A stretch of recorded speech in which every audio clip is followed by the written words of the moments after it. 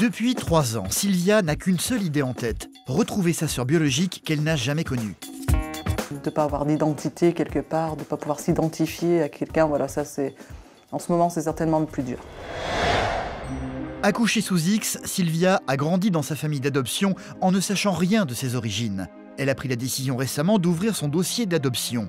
Elle a découvert par la suite que sa maman était décédée, mais qu'elle avait une sœur portant le prénom de Myriam. Donc elle a une date de naissance, et donc apparemment elle a accouché à 7 mois. Donc un petit prématuré. Les informations sont maigres, elle ne connaît que son prénom et son lieu de naissance. Pour avoir une chance de la trouver, elle va prendre la décision d'engager Fabrice, un détective privé. Je vais essayer d'analyser toutes les naissances du 27 juin 1975 et de comparer les heures de naissance. D'après ce que j'ai pu savoir, Myriam est née à 4h20. Celui-ci va remuer ciel et terre pour tenter de retrouver cette sœur inconnue. Il va retrouver des gens qui ont connu leur maman, aujourd'hui disparue. Elle a quel âge à peu près? Elle avait 51 ans quand elle est morte. Mais elle ne faisait pas, elle était grande, des grandes jambes, elle était magnifique cette femme. Sylvia, qui ne l'a jamais vue, va pouvoir, grâce à cela, découvrir pour la première fois le visage de sa mère. Une dernière, dans laquelle on la voit, elle aimait, semble-t-il, les animaux, comme tu vois. Mais surtout, Fabrice va parvenir à trouver une piste très sérieuse les menant à Strasbourg, où sa sœur biologique habiterait aujourd'hui. Est-ce bien elle qui vit dans cette maison? Et si c'est le cas, acceptera-t-elle de lui parler et de la voir? Là est toute la question. À 36 ans, j'éprouve le besoin irrépressif de retrouver mes racines. J'ai appris que j'avais une sœur biologique et je vais tout mettre en œuvre pour la retrouver. Elle me fait peur, elle me fait baliser. Donc, elle me fait baliser. J'ai l'impression qu'elle est dans le monde des bisounours, hein. Elle est dans sa bulle. Hein. Que Sylvia ait fait cette démarche de prendre un détective privé, ça a été assez surprenant, parce que ça ne rentre pas encore dans les mœurs. On en voit de plus en plus, mais c'est nouveau pour nous. Donc, mais c'est une bonne idée, parce que après réflexion, il n'y a pas d'autre solution. Sylvia attend beaucoup de moi, hein. Elle porte beaucoup d'espoir sur moi, et je me dois de faire au mieux pour trouver au plus vite.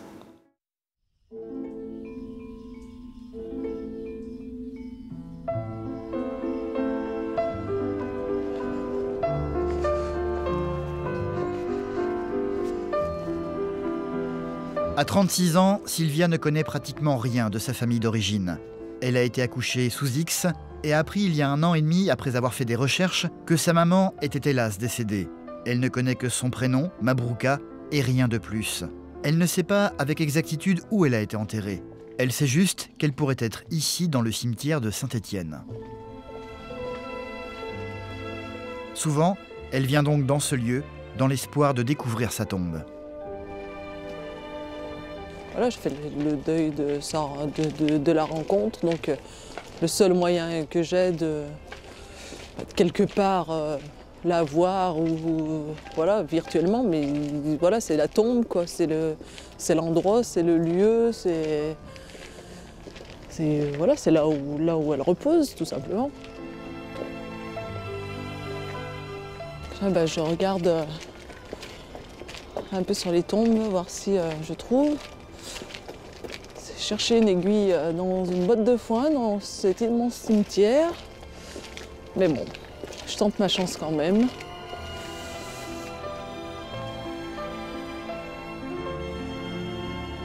À défaut de trouver sa tombe, Sylvia va passer beaucoup de temps à se recueillir et à penser à cette femme qu'elle n'a jamais vue et dont elle ignore tout.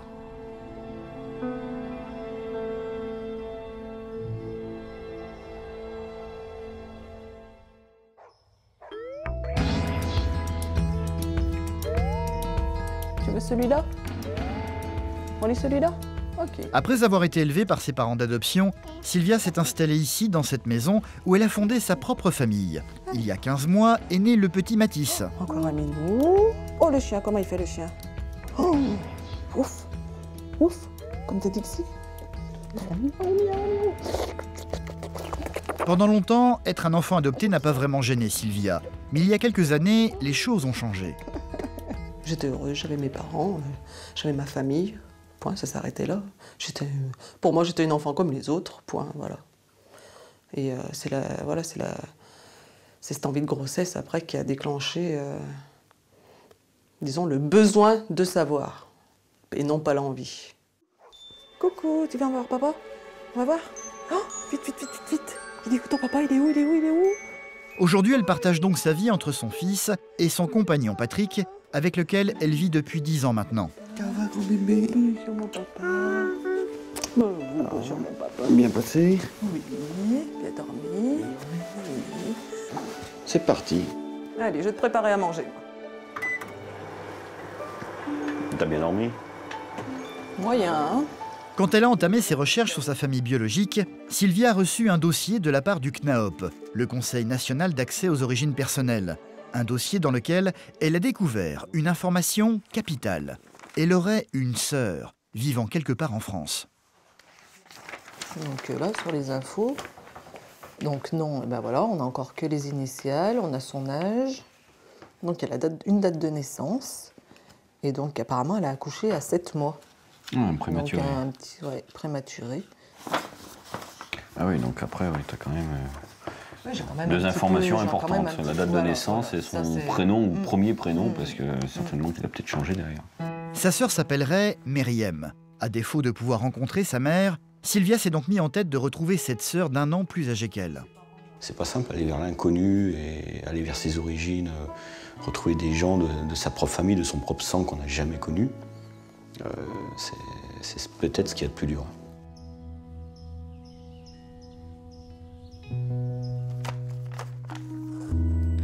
Sa mère avait 17 ans lorsqu'elle l'a mise au monde. Une maman trop jeune sans doute, incapable de s'occuper d'elle. Sylvia ne sait pas du tout si sa sœur biologique a tenté de son côté de rechercher ses origines ou de la contacter.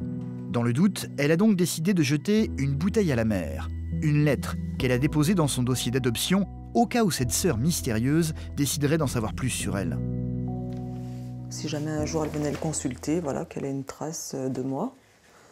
Donc voilà ce que je lui ai écrit. Donc, bonjour, à l'ouverture de mon dossier en janvier 2010, j'ai découvert que ma mère biologique avait mis au monde un autre enfant avant moi. Depuis ce jour, je suis à ta recherche sans succès. Je pensais que ce serait plus simple maintenant que je connais ton identité de naissance, mais ce n'est pas le cas. En dernier recours, je dépose cette lettre dans ton dossier dans l'espoir que tu le consultes un jour.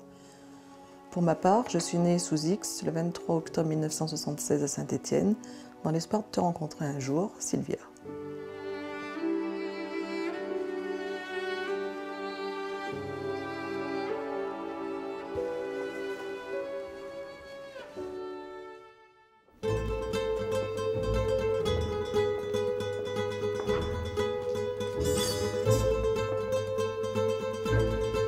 Toute seule, Sylvia se rend bien compte qu'elle a peu de chances de trouver sa sœur biologique. Elle a donc décidé de faire appel à un détective privé, un certain Fabrice. Tu vas bien? Tu as fait une route? Ça va, oui, merci. Très bien. Elle l'a déjà rencontré et vient lui apporter aujourd'hui des documents qui pourraient l'aider dans son enquête. Donc je t'ai un petit peu planifié un petit peu toute l'organisation et vers quoi je vais être obligé de me tourner. D'accord. Je vais essayer d'analyser toutes les naissances du 27 juin 75 et de comparer les heures de naissance. D'après ce que j'ai pu savoir, Myriam est née à 4h20, je crois. Donc il va falloir que je retrouve sa nouvelle identité et retrouver son nom d'adoption. Mon but, c'est de ne pas donner de faux espoirs et au contraire d'être plutôt pessimiste et avoir de bonnes nouvelles derrière. Voilà. Je suis plutôt dans cet état d'esprit. J'idéalise pas. D'abord, j'ai été un peu refroidie déjà par le décès de ma mère biologique. Donc je pense que je suis bien préparée à ça, parce que je ne m'attendais pas à 52 ans, c'est pas un âge pour mourir. Donc même si dans ma tête, ça trottait quand même, parce que j'étais prête à tout entendre. Mais quand ça arrive, quand même, ça... Bah oui, voilà, c'est la réalité après quand même. Un rendez-vous qui va grandement rassurer Sylvia. En très peu de temps, Fabrice a déjà découvert des choses qu'elle ignorait totalement, même après 3 ans de recherche. Elle va en parler avec Samuel, son frère adoptif, qui est venu la chercher pour la ramener chez elle. Tu te sens comment ça... Déjà, la première chose qui m'a vraiment surprise, c'est quand il m'a dit qu'il connaissait son heure de naissance. Donc là, j'ai dit, bon, ça veut dire qu'il a au moins une piste sérieuse, quoi, parce que voilà, j'ai trouvé ça m'a paru bizarre. Il est sûr? Ça m'a paru bizarre. Bah écoute, il m'a dit, bon, je sais qu'elle est née à cette heure-ci. Voilà. Il m'a dit ça comme ça. Et sur ton dossier, ça n'apparaît pas, ça? Non, non, ça, j'ai rien du tout. Ah, c'est quand même... c'est beau, c'est bien.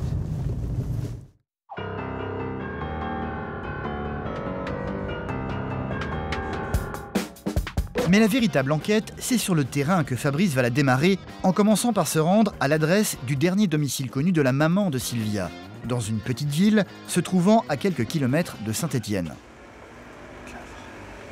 Elle aurait vécu au numéro 24 de cette rue, sauf que Fabrice va vite découvrir qu'il y a 2 numéros 24. Lequel est le bon, là est toute la question.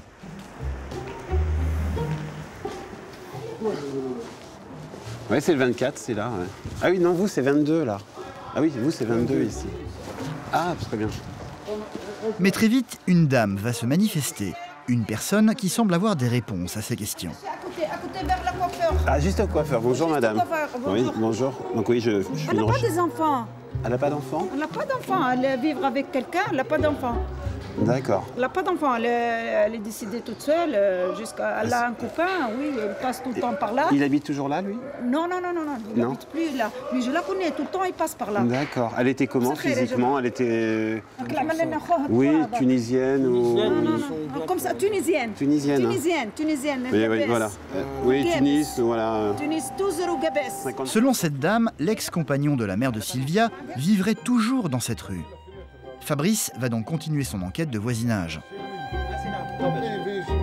D'accord, très bien. Au revoir, merci. Bonne journée.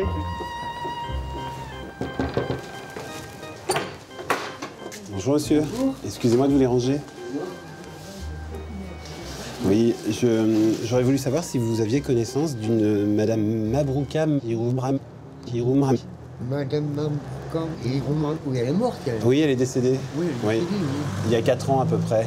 Ouais, je cherche vous étiez son compagnon peut-être ou son ami? Un ami? Non, une connaissance? D'accord. On est dans la rue, mais... Voilà, comme ça. En fait, on recherche des témoins du passé, de savoir si elle avait de la famille dans le coin ou des enfants. Ah, avez-vous je sais connaissance? pas du tout. Vous savez pas? Il n'y a qu'une personne qui pourra vous renseigner, c'est Jean-Michel Benrac qui habite en bas, là, juste à côté de la coiffeuse, au-dessus de la coiffeuse. Ah, d'accord. Alors attendez, bougez pas. Il va avec elle. Ah, c'est lui qui vivait avec Ouais. elle. D'accord.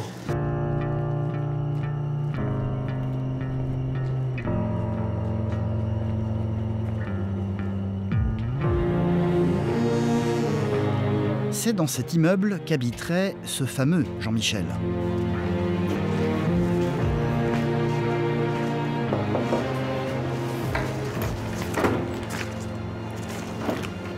Bonjour. Bonjour monsieur, excusez-moi de déranger.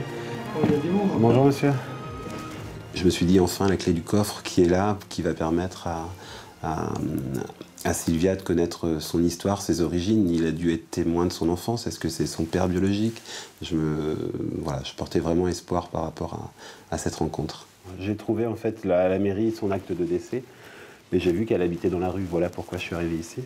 En fait, Jean-Michel n'est pas du tout le père biologique de Sylvia, mais il a beaucoup de choses à apprendre à Fabrice.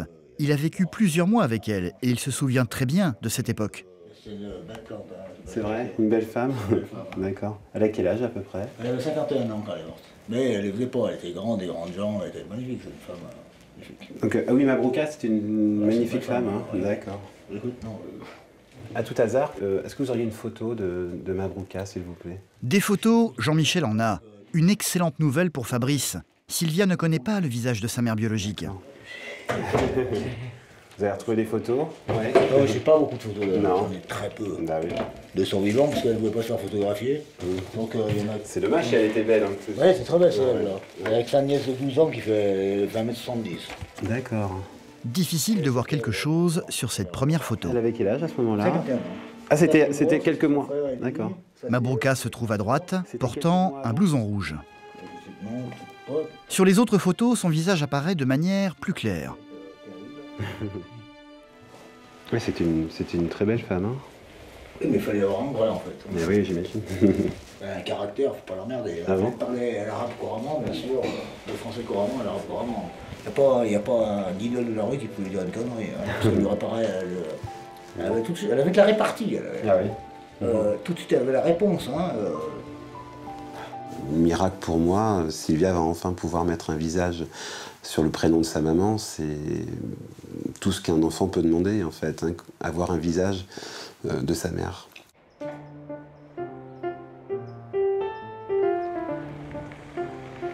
Mais hélas, Jean-Michel n'a aucune information sur Myriam, la sœur biologique de Sylvia. Fabrice va donc continuer son enquête pour tenter de retrouver sa trace. Il va écumer les différentes administrations de la région. Et c'est aux archives départementales de la Loire qu'il va enfin trouver une piste. Je m'aperçois qu'en fait, il y a bien une Myriam qui est née le 27 juin 75 à 4h20 à Saint-Étienne. Le lieu de naissance est confirmé. Il va falloir que j'analyse toutes les naissances du 27 juin 75 dans la Loire afin de savoir si on lui a attribué un nouveau lieu de naissance. Donc il y a 338 communes à contacter, ce qui est énorme. Un travail de fourmi pour Fabrice.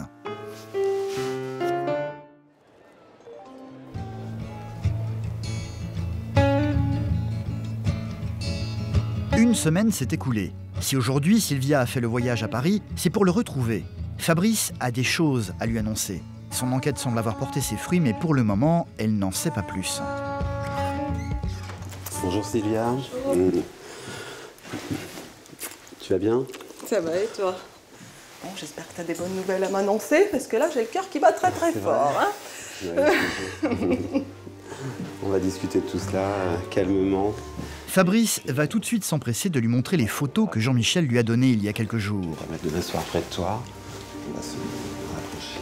Sylvia va donc découvrir pour la première fois le visage de cette maman qu'elle n'a jamais connue. Ça va, tu sens bien? Oui, ça va. Bon, très bien. Me voici ta maman.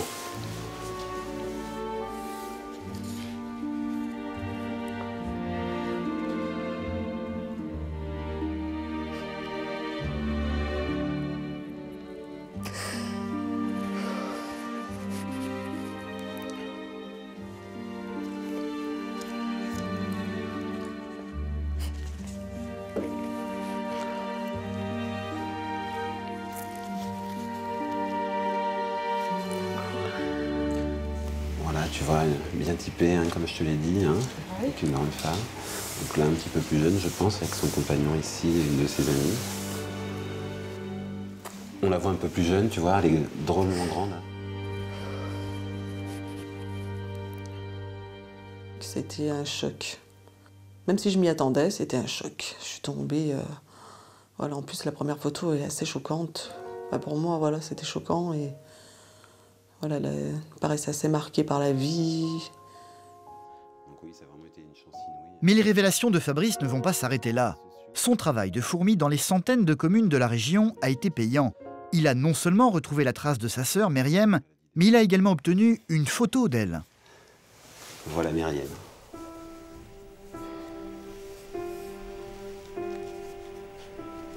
Alors, elle ressemble à notre maman biologique. Je trouve par rapport à moi. C'est vraiment le premier sentiment. Je trouve qu'elle a... Vraiment, je trouve vraiment l'air de ressemblance. Alors peut-être parce que moi j'ai du mal à m'identifier, que c'est trop frais, mais...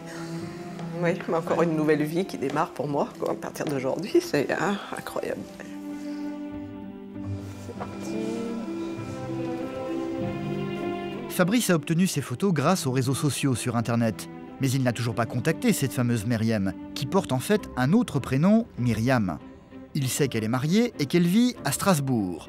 Il a l'intention désormais de se rendre en Alsace pour la rencontrer, sauf qu'il ne fera pas le voyage seul. Sylvia a insisté pour l'accompagner cette fois-ci. Mes dernières démarches m'ont conduit en Alsace. Je suis tout près du but et parce que je suis tout près du but, l'impatience de Sylvia grandit et j'ai pris une option que je ne prends jamais. J'emmène Sylvia avec moi et là je me demande si j'ai bien fait. Difficile de savoir quelle sera la réaction de Sylvia quand elle découvrira enfin sa sœur. Encore faut-il que cette dernière accepte de la rencontrer.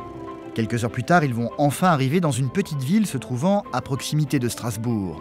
C'est ici que Myriam vit avec sa famille.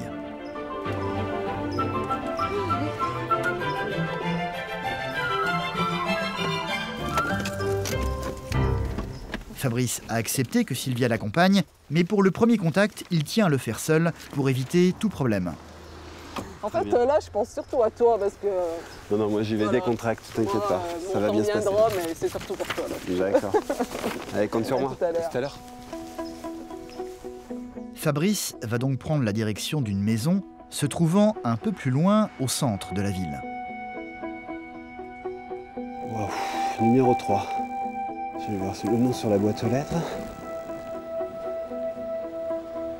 Ok, c'est bon.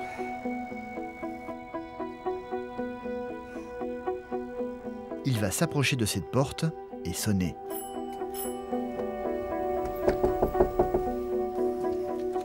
Il sonne, il frappe, mais personne ne semble se manifester.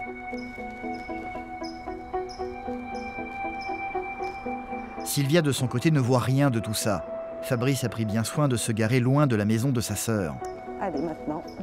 Elle est donc condamnée à attendre, une attente difficile et particulièrement éprouvante. De son côté, Fabrice reste bloqué devant une porte close. Personne ne semble être présent dans la maison. Bonjour madame, excusez-moi. Il va donc tenter de se renseigner auprès des voisins. Numéro 3. Parce que j'ai essayé de rentrer en relation avec elle, mais elle travaille, donc vous ne savez pas. Elle part le matin après 8h30 quelque chose. D'accord. Et le soir, je ne sais pas à quelle heure qu'elle rentre. Beaucoup de fois, elle rentre seulement à 6h. Et moi, je ne vois pas. D'accord. Parce que moi, je Un suis peu démuni, Fabrice va finir par rejoindre Sylvia. Alors Bon, je suis désolé, je t'ai fait attendre super longtemps. Oui, mais c'était bon signe plutôt, non? Non. Donc malheureusement, elle n'était pas là. Oh, c'est pas vrai. Bah si, ouais. Désolé. Elle était pas là. Bon, c'est pas grave. Ouais, j'ai frappé une petite zone pavillonnaire résidentielle hein, avec différentes habitations. J'ai frappé plusieurs fois, les volets sont fermés, donc je pense qu'ils sont au travail. D'accord. Je suis désolé. C'est pas grave. Voilà, on met ça plus tard. C'est pas grave, Voilà. je préfère ça qu'à un nom catégorique. Moi, ça me laisse toujours l'espoir, c'est pas. Bon, très bien. Alors, on s'en doutait un petit peu aussi par rapport à l'horaire, mais Bon. t'as mis un peu longtemps, hein, c'est Bah pour ça, ouais. ça me laissait de l'espoir, moi. Ça te dit de boire un verre? Ah ouais, je vais bien boire une tisane là, parce que dis donc, on est bien en Alsace, hein, il fait. Mais pas question de quitter la région. S'ils doivent retenter une nouvelle fois de frapper à la porte, c'est ce soir qu'ils devront le faire. Sylvia y tient absolument. Encore 2 heures. Patience, patience. Ah ouais, non, mais ça commence à faire long, hein, quand même. Hein. Durant l'après-midi, ils vont donc devoir prendre leur mal en patience dans un petit restaurant se trouvant non loin de là.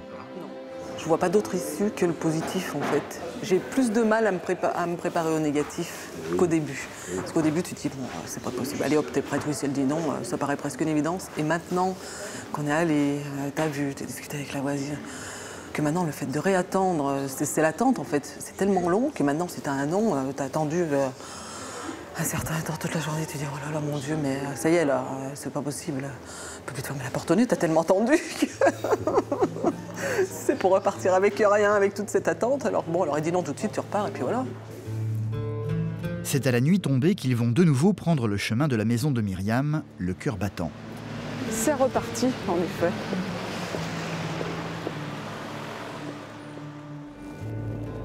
Bon, j'espère que cette fois, c'est la bonne, hein. Ouais. Calme-toi, il faut que tu te détends. Hein. Ça J'ai changera détendu, rien. j'ai détendu, j'ai détendu.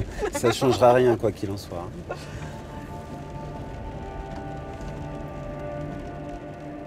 Allez, à tout à l'heure. À tout à l'heure. Sois patiente. Hein. Oui, oui. Fabrice va donc se rendre une nouvelle fois seul sur les lieux, Sylvia s'obligeant à rester dans la voiture. Une attente interminable. Qu'est-il en train de se passer plusieurs dizaines de mètres plus loin? Myriam est-elle chez elle? Comment va-t-elle accueillir Fabrice? Va-t-elle accepter de la rencontrer? Des questions qui ne cessent de harceler Sylvia, qui n'en peut plus d'attendre.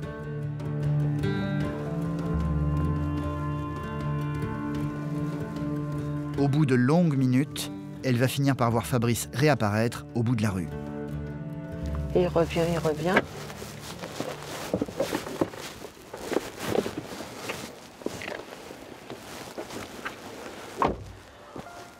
Ça y est? Non, c'est horrible. Dépêche-toi de me dire, j'en peux plus. Bah, pour ce qui est de la rencontre, elle est d'accord. Oh, Et elle t'attend avec impatience.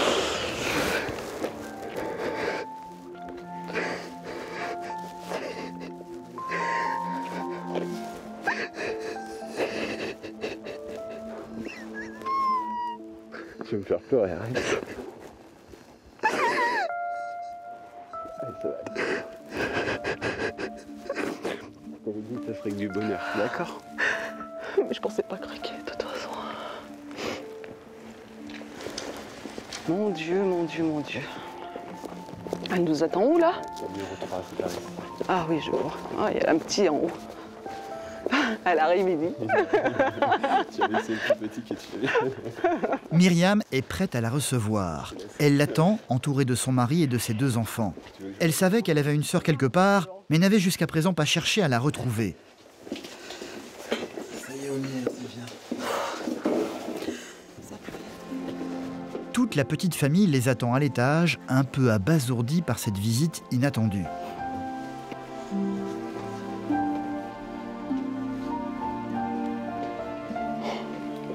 Bonjour. Je suis désolée. Bonjour. Sylvia. Je suis pas venue les mains vides parce que j'espérais pouvoir. Bah moi j'ai rien. Ah non mais si, t'es là, c'est un cadeau. C'est un cadeau. C'est mon fils là, le plus jeune. Bonjour. Sylvia. Comment tu t'appelles? Alexandre. Bonjour.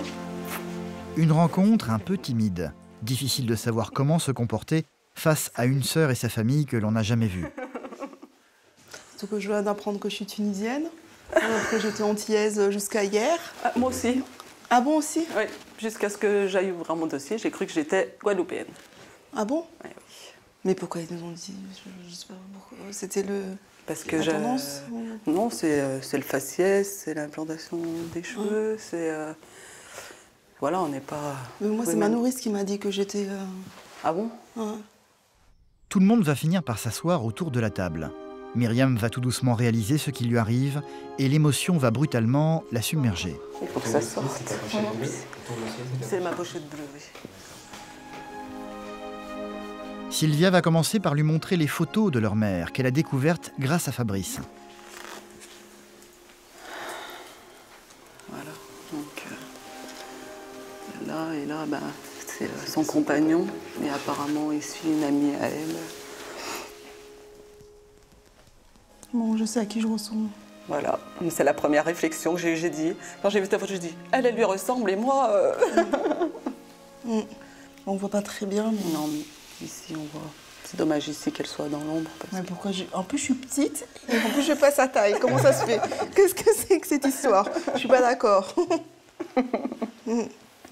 J'ai toujours eu de l'entourage de couleur blanc. Okay. Donc quand des fois on me dit de quelle origine je suis, je dis bah je viens de Saint-Étienne.